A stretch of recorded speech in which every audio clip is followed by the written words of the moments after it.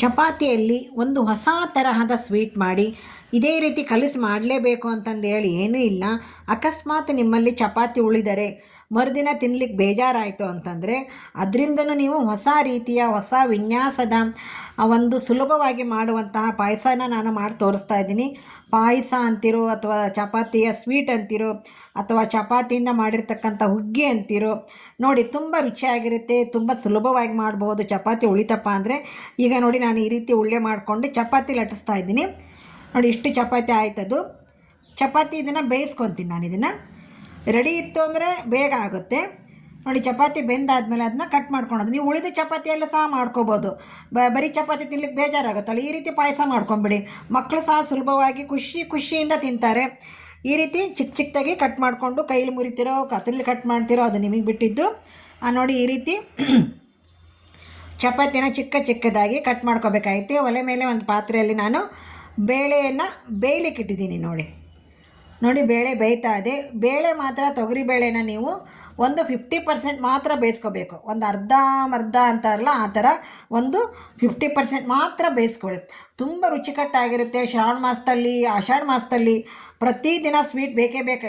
ಇದ್ದುದರಲ್ಲೂ ಶ್ರಾವಣ ಮಾಸದಲ್ಲಿ ಸ್ವೀಟ್ ಬೇಕೇ ಬೇಕು. ದೇವ್ರ ನೈವೇದ್ಯ ಅದು ಇದು ಅಂದ್ಕೊಂಡು ನೋಡಿ, ಅರ್ಧಂಬರ್ಧ ಬೆಂದಿದೆ. ಈಗ ಅದಕ್ಕೆ ನಾನು ಚಪಾತಿ ಏನು ಮುರಿದಿದ್ನಲ್ಲ ಅದನ್ನು ಹಾಕಿ ಮೇಲೆ ರುಚಿಗೆ ತಕ್ಕಷ್ಟು ಬೆಲ್ಲ ಹಾಕಿ ಚೆನ್ನಾಗಿ ಕೈಯಾಡಿಸ್ಬಿಡ್ತೀನಿ. ಯಾಕಂದರೆ ಚಪಾತಿ ಮುರಿದಿರೋದಿರುತ್ತಲ್ಲ, ಅದ್ರ ಜೊತೆಗೆ ಬೆಲ್ಲ ಸೇರಿ ಅದು ಮಿಕ್ಸ್ ಮಾಡಿ ಚೆನ್ನಾಗಿ ಹೊಂದ್ಕೋಬೇಕದು. ನೋಡಿ, ಈಗ ಚೆನ್ನಾಗಿ ಬೆಲ್ಲ ಮತ್ತು ಚಪಾತಿ ಹಾಕಿ ನಾನು ಚೆನ್ನಾಗಿ ಕೈಯಾಡಿಸ್ಬಿಡ್ತೀನಿ. ತುಂಬ ರುಚಿಯಾಗಿರುತ್ತೆ ಅದು.